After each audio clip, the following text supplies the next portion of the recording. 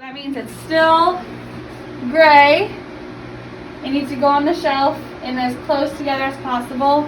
And if you could do it by size, that's even better. So small or big things, or you can just do that after they put stuff on here. That way when you put it in the kiln, it's the same size. Okay? Alright, you can only fire this stuff if it's dry. So it's bone dry, it looks like this.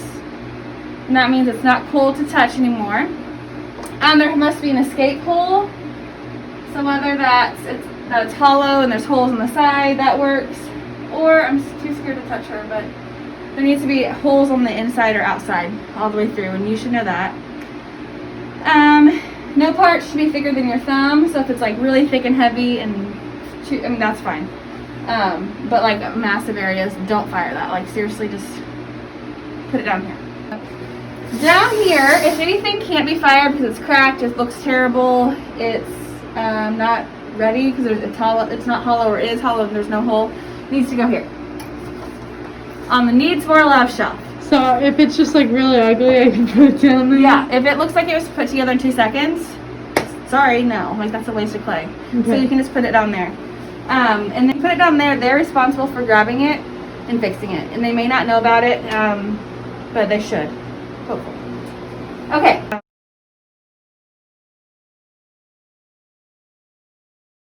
Or Bisqueware, excuse me, now we talk about glaze. Shelf.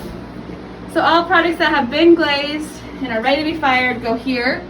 And if you could arrange them by height, it's even better, but normally kids don't do that.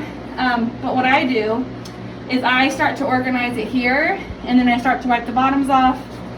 I usually get a bucket of water and leave it here, and then wipe the bottoms, and once I wipe it, I put it over here. While I'm doing that, I also use a stilt. So if my project is this tall, I make sure I line it up first, what works best, and then I keep this over here, and then I know all my products need to be lower than this.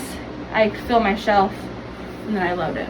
But you have to make sure you wipe the bottoms, because kids don't, and sometimes they'll glaze it on purpose, still wipe it off, or just put it back and they can do it themselves. Kiln shelves I have here and here. I just have been keeping them here because I'm fat, so it's easier to grab them there and not as bad on my back if I put them there. So you can keep them there if you want. And then the little kiln.